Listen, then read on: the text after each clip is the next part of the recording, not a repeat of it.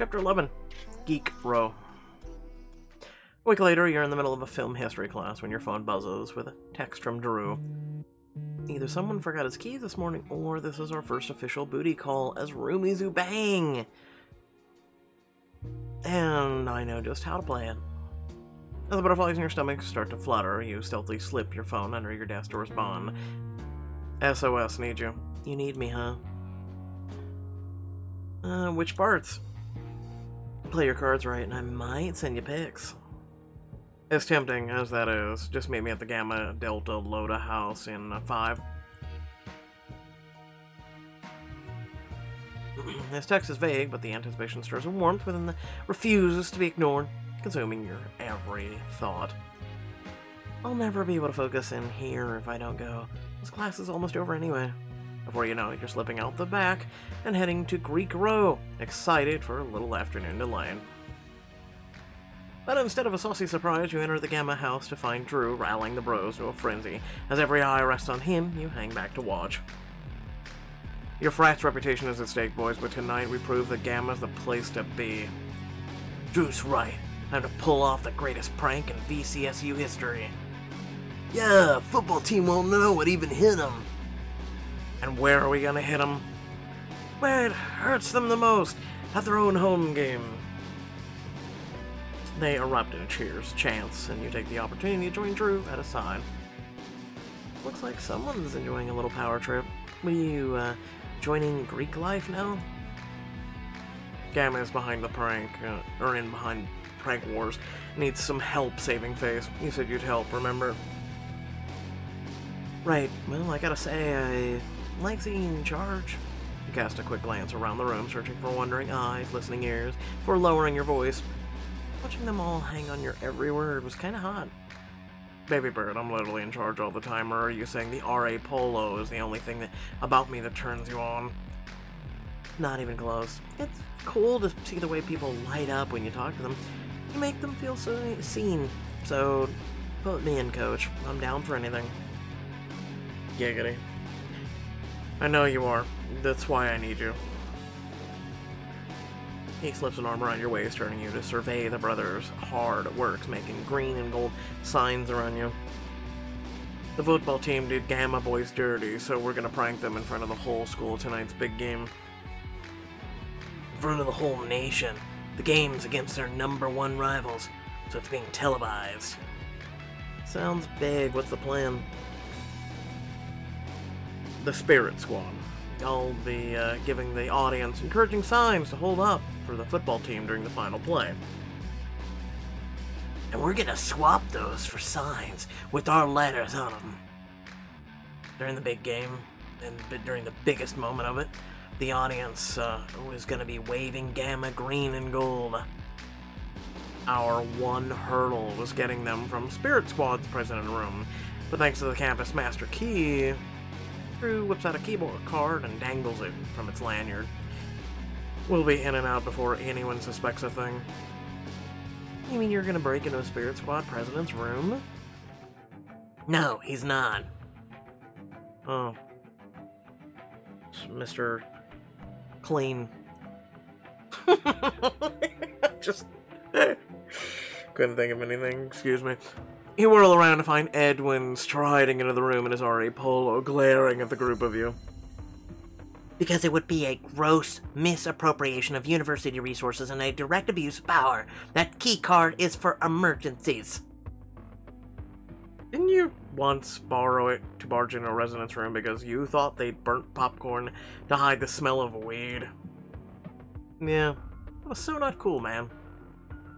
That was a completely different situation. I was looking out for the student's safety. This is a foolish prank. And if you so much as step foot in a single student's room without their express permission, I'll make it my mission to see you fired. Wow, Edwin. Do you live to be the death of fun? Or would you consider sucking the joy out of everything just a hobby? That was actually pretty good. The frat bros titter around you and Edwin goes red in the face. Still, he puffs out his name tag, bladed chest, and turns to Drew. I'm on duty tonight, so I'll be needing that. Thank you very much. Edwin snatches the keycard out of Drew's hands and turns on his heel, taking all of the fun in the room with him as he leaves. Pack it in, boys. It's another great idea down the drain, courtesy of Edwin. You're giving up just like that. Well, without that card, there's no other way for us to swap out the signs. Looks like the football team's gonna win the game, and the prank war. Never understood football, and like this whole lifestyle people choose about, you know, yeah, I don't know. As the brothers dejectedly trash their homework, he glanced out the window, taking a good look at the campus. What if you forgot about the signs and went bigger? You're thinking banners. I'm thinking of that the dorms surrounding the stadium are the perfect multi-level window light displays of your letters. If we get the residents to flip their lights during the final play, it'd be such a distraction, the prank would be all anyone talks about. I love it. Brant, you took that design class last semester, right? Can you figure out what rooms we need for the GDI letters? Don't even worry about it. You know why? Because B-Dog's on the case, baby.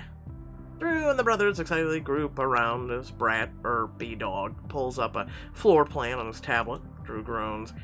Edwin's room is in the center of the building.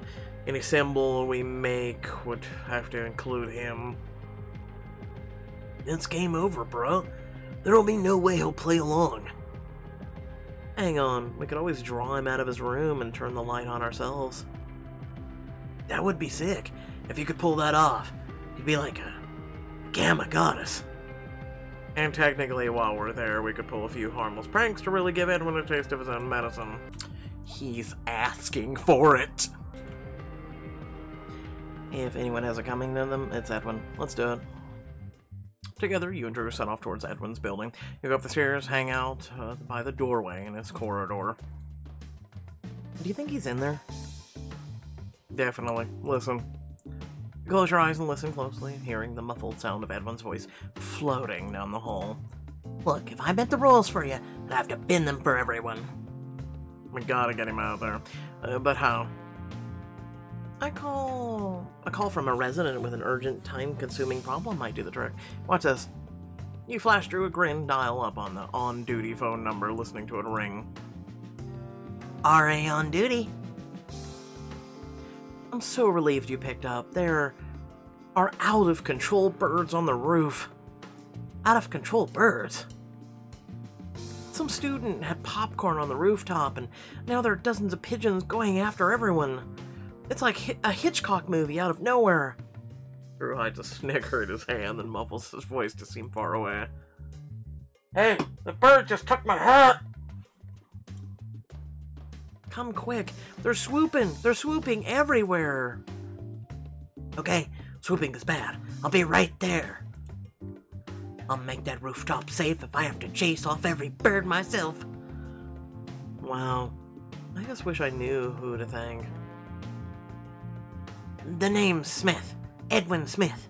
And you're welcome. You hang up the phone just before you and Drew burst into laughter. He nudges you with his shoulder.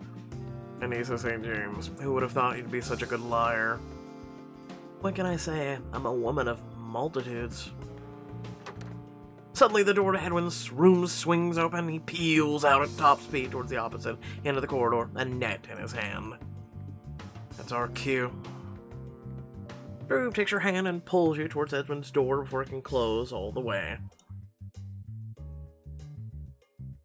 You run in, taking a quick look around the suite before flicking the light switch to on. Mission accomplished. But was that just the first part? Now, time for phase 2, payback. Drew pulls up the note apps on his phone, referencing it as he strolls through the suite, causing chaos. Burn popcorn in the microwave for Tad. Check. Pour dish soap in the dishwasher for Murray. Double check.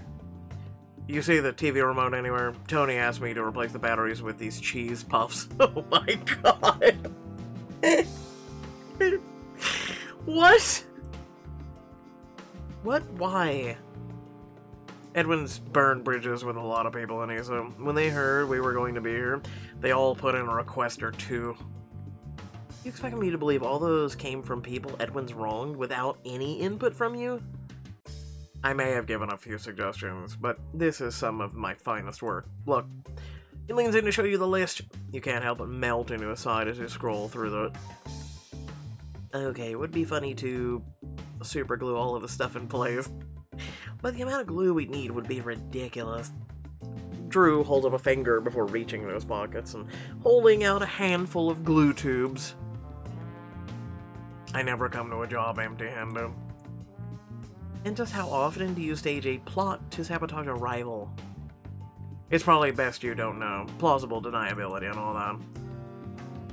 You two work your way through the common area, gluing down anything you can see before squeezing into Edwin's cozy bathroom. I don't think he'll be needing to pick up his toothbrush or his shampoo, or you wheel around intending to glue down his loofah in the shower. Oh. Instead, you nearly run into Drew's chest before stopping cold. His breath ghosts your face as it reaches around you to glue down a single cotton swab. Missed one. You draw a sharp breath as the proximity making your mind race, and you realize that this is the first time you've truly been alone together since your pact. Should we see what we can get into in the bedroom? Absolutely. You lead the way down the hall, fully aware of the searing heat of Drew's gaze on your ass, and the matching flames stoked in your belly. But when you open the door to Edwin's bedroom, you find it covered floor to ceiling in yellow sticky notes.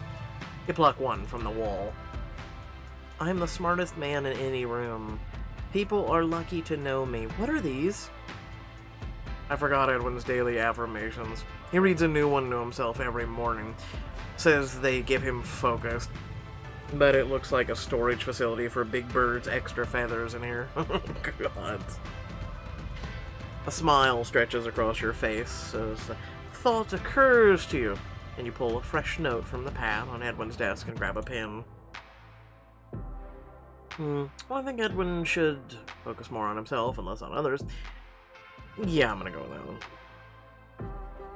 As you write down a new affirmation, Drew leans over your shoulder to read it. I will mind my business and stop harassing my residents and coworkers. I don't know, I feel a little, I might feel a little lonely without Edwin as my personal shadow. Well, if all you need is company, I think I can handle that. You glance over your shoulder, your eyes dropping to Drew's lips, just in time to watch a smirk form. Well, in that case, Edwin who? You roll your eyes and offer Drew the pen. What would you suggest? I've actually got an affirmation for you. Drew moves to stand beside you, his shoulder grazing yours as you each hunch over the desk. No peeking. No promises. He pauses for a moment, the pen hovering over the paper. Then he scribbles something down and slides a note to you. I am as beautiful as my pranks are genius. Your eyes snap up to his, and the look of sincerity in his eyes take your breath away. Beauty, brains are one hell of a combination, Anissa. Also, I've got to admit, this mischievous streak you've been growing, making it very hard for me to keep my hands off of you. The growl in his voice makes your stomach clench, and as Drew brings your mouths together, his tongue licking into your mouth, you groan. Drew, Edwin could be back any minute. We could get caught. But, even as you say it, the idea sends a warmth between your legs that melts you from the inside out. Your eyes flicker to the door in anticipation. You mean he could walk in on me doing this? Drew perches on the desk and pulls you between his legs. His hands cup the swell of your ass as his fingers curl towards the apex of your thighs. Drew, your hands skim the back of his neck, pulling him closer until his lips are a hair's breadth from yours. Edwin would not be happy. He's never happy. Why start now? You press forward, covering his lips with yours, just as you're about to deepen the kiss. You hear voices out in the hall. Would you hurry up? It's almost halftime. We're gonna miss the entire game. We still have an entire building we need to convince to turn their lights on for the final play. That's gonna be a lot harder if they're not here. We should go. You and Drew sneak out of Edwin's room and into your assigned corridor before pulling out a copy of your layout.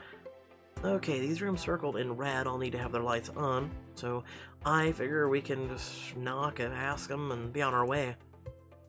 Your unwavering faith in the goodness of humanity is endearing and all, but it's not gonna be that easy. What? Why not?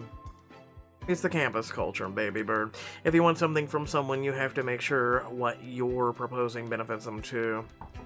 Drew strides up to the first door and raps his knuckles against it. For example, the girl who lives here found her boyfriend, the star quarterback, in bed with her best friend, who happens to be her roommate. Jeez, wait, how do you know that? Knowing what goes on in the dorms is part of my job. Besides, I'm trying to convince a girl in our building to switch rooms with her. She's going through a hard enough time. She shouldn't have to come home to watch her ex hooking up on the couch, you know? That's really nice, Drew. Before he can do more than shrug, a girl in pink sweater opens the door, rubbing at her tear-reddened eyes. Hello? Sweetie, your ex is an ass. But we can help you get revenge. We're pranking the football team during the final play of the game tonight. All we need you to do is turn on your light. Where's the revenge in that? It's just one little light. One little light that'll combine with hundreds of others to pull attention away from the game of the season.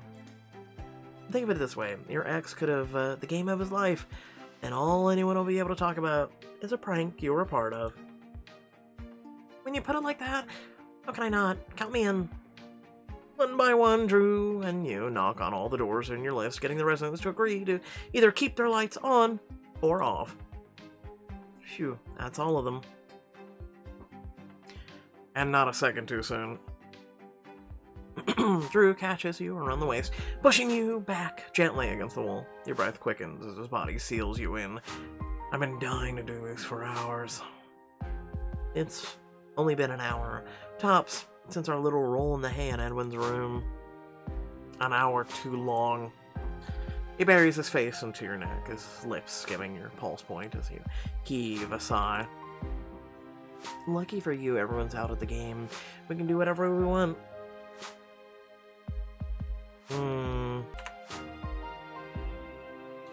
Arms around his neck, you pull him down to your mouth, gasping as your tongue slides against his.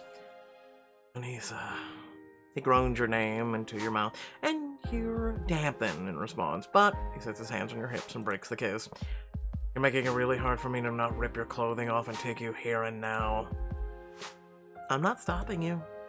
His hands slide around your waist as he ducks in closer, breath skimming against your ear. Except Gamma's having a party tonight, and they specifically asked us to be there to watch the prank with them. If we don't show, they'll send a pledge to come get us, and our cover will be blown. His mouth grazes the tender of your skin of your neck, licking, nipping, as a low moan builds in the back of your throat. You're killing me here. Later, baby bird, and I promise it'll be worth the wait. He presses a kiss just behind your ear and pulls away, and you can't help but feel a burst of excitement at the mischief in his eyes. Until then, we got a party to get ready for. You get back to your suite. Drew disappears into his room, emerging a minute later in full Greek regalia. You take in the way the toga drapes across his body, the fabric clinging to his well-defined shoulders and chest. It's a toga party. You should have told me earlier. I don't have anything to wear. It's a college frat party, not the Met. If you have some spare sheets, you have everything you need. Drew's eyes sear into yours as a smile blooms on his face. And if you need help getting dressed, I could always lend a hand. Yeah, we just pull these sheets from where, and also the hair thing, and the, you know, okay, whatever. In that case, let me see what I got in the closet. In your room, the two of you dig out of your spare sheets, and you shimmy out of your clothing, feeling bold as Drew's eyes slowly take you in. I thought you were here to help. I am just admiring the view. You shiver as he arranges the fabric over you, fingers brushing your bare skin before draping you with a sheet. You cinch the toga with a belt. What do you think? Drew takes you in slowly, a smile dawning on his face before grasping your hand and bringing it to his lips. I think your chariot awaits. I really hope I get the chance to take this off of you later. My throat's kind of killing me today. Oh, but it is allergy season. By the time you and Drew get to the party, everyone's already gathered around the flat screen set up outside, excitedly watching the football game. Did we miss it?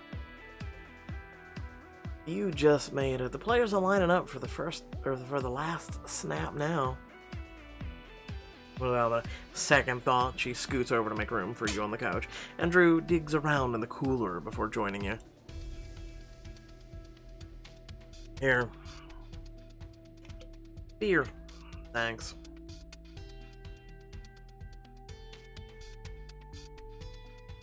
How are you so chill about all this? I feel like I'm the one playing in a nationally televised game. Because the hard part's over, now there's nothing left to do except relax and enjoy yourself. Light as a feather, Drew traces a path from your knee to your thigh, and your breath catches. Suddenly push your leg through the split of your skirt, leaning into his touch, before jerking away suddenly at the sound of Brett's voice. Damn, Anissa, you look good. New toga? Old bed sheets. Nice. You know, we're planning on anything but clothes party next weekend. If you're free, you should... Brad, I can't hear the TV. Oh, hey, everybody, it's time. He got a little defensive there. There's 15 seconds left on the game, and the Stallions are down by 3 at first. And goal. QB Garrett Morrison takes the snap. Suddenly, lights in the surrounding buildings flicker on and off. One by one, people in the crowd begin to chatter and point. What's this? There seems to be something going on behind the field, says no one ever. All around the stadium, the newly lit rooms, the buildings reveal Greek letters of Gamma, Delta, Iota, completely missing Morrison's running touchdown. The hell? This is supposed to be our moment. But the crowd roars with excitement, backing the announcer's full-on chuckle magnified by the stadium speakers. Looks like the fraternities never change. It's the biggest game of the year, and the brothers of the GDI have stolen the show. It worked. We did it. You did it. Let's hear it for Anissa, the Gamma Goddess. Before you have time to brace yourself, you're hoisted onto a pair of shoulders, and around you the guys cheer your name. Anissa! Anissa! Anissa! Thanks, guys. But I couldn't have done it alone. Shout out to all the bros and their hard work, B-Dogs, and their insane interior design skills. Yeah! Andrew, for all of his help winning people over. What can I say? People just can't say no to me. Oh, you're so funny. Who's ready to party? Ah, definitely me. Anissa, come play a round of beer pong. As you're settled back on your feet, you look around in the shock as a handful of the bros agree. Oh, guys, I don't know. Go, you've earned a victory lap, and as much as I like your company... Your heart races as Drew lowers his voice to a husky whisper, hiding the need you felt all day. I love watching you walk away. The devious look in his eyes sparkle warmth between your legs, and as you make your way to the beer pong table, you know he's watching. Anissa's on my team. Start us off? My pleasure. You pluck the ball out of a full of cup of beer and glance towards Drew to find him looking at you with a smirk.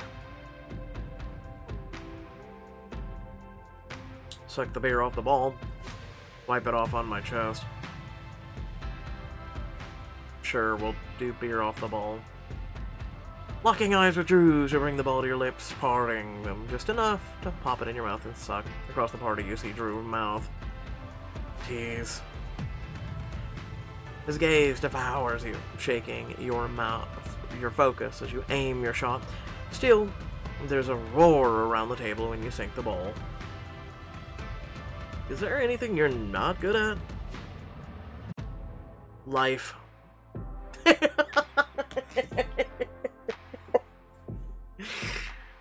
Sorry boys, not tonight. We'll see about that. He aims a shot and the ball rims the cup, spinning in everlasting circles.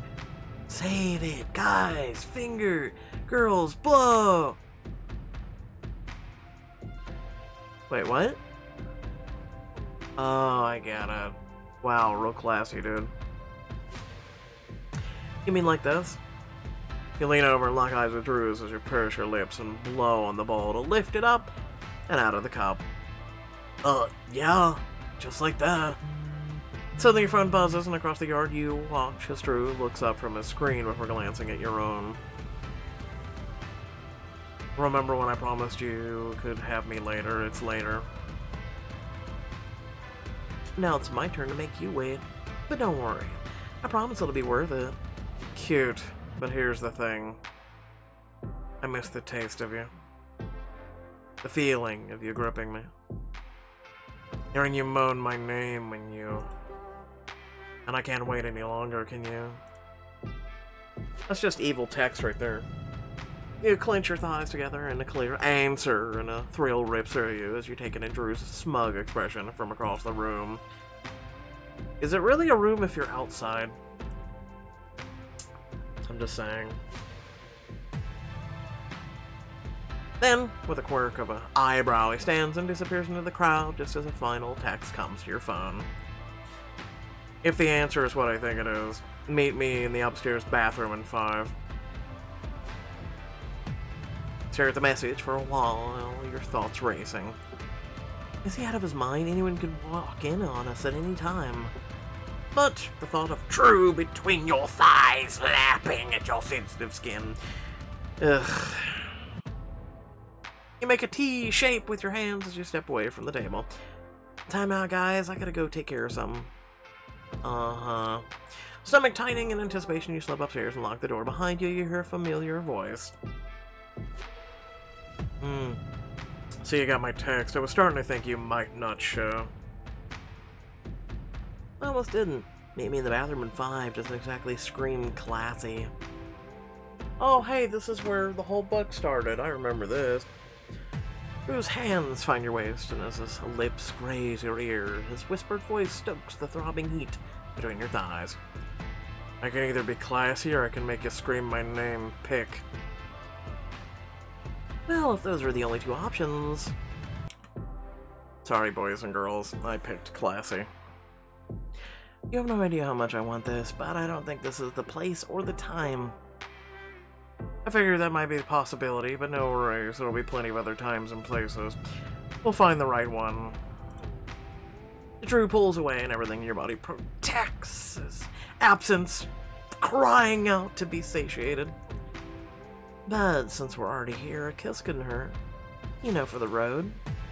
He breaks forward and he claims your mouth with his tongue slipping into your mouth and grazing your own. Only to be interrupted by a loud bang. Drew, Anissa, come on now, I know you're both in there. The 2 of you sprang apart, searching for tiny room for escape, finding none. You lower your voice and turn to Drew with wide eyes. What are we supposed to do now?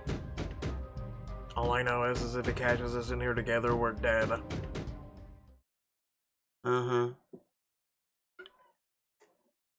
Without further ado, remember to like, share, and subscribe. Head down the description of the video, and check out a bunch of links. Without further ado, let me say the following. Please send help for my throat. I'm gonna try some honey, but, you know, I digress. Long story short, not feeling the greatest.